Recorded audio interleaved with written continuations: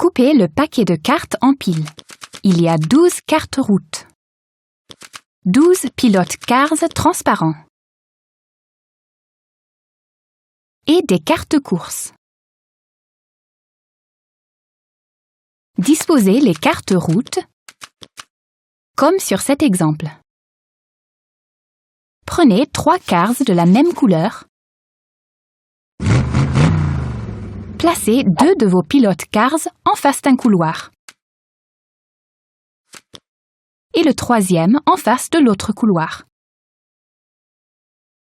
Distribuez à chaque joueur 2 cartes courses face vers le bas. Placez les cartes restantes sur une pile. Il s'agit de la pile de course. Quand vous jouez une carte, jetez-la sur la pile des cartes utilisées. Vous voilà prêt pour la course. Faites franchir la ligne d'arrivée à vos 3 pilotes Cars pour remporter la partie. Quand c'est votre tour, jouez jusqu'à 2 cartes courses. Les cartes courses vous permettent d'avancer. Les Cars ne doivent avancer que d'une case pour passer à la première carte route.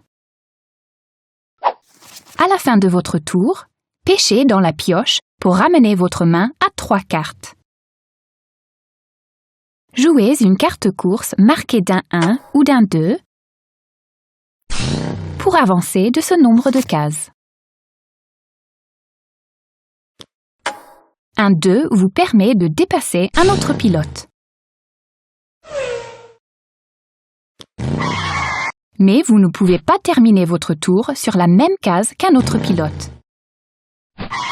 Vous ne pouvez jamais changer de couloir. C'est trop dangereux. Carte dépassement.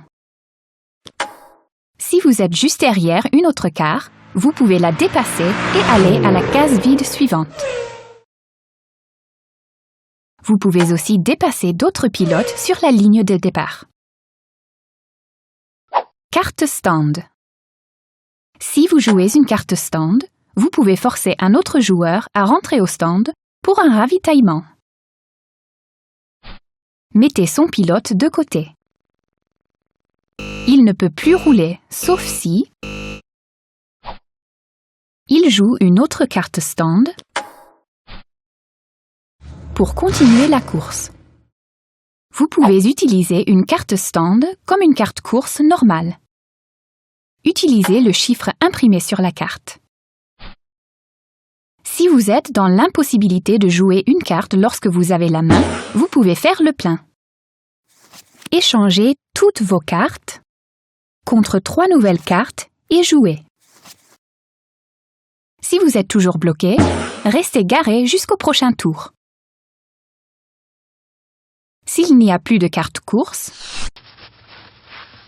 retournez la pile des cartes utilisées, elle sera la nouvelle pile de course. Le premier joueur dont les 3 pilotes ont franchi la ligne d'arrivée remporte la partie.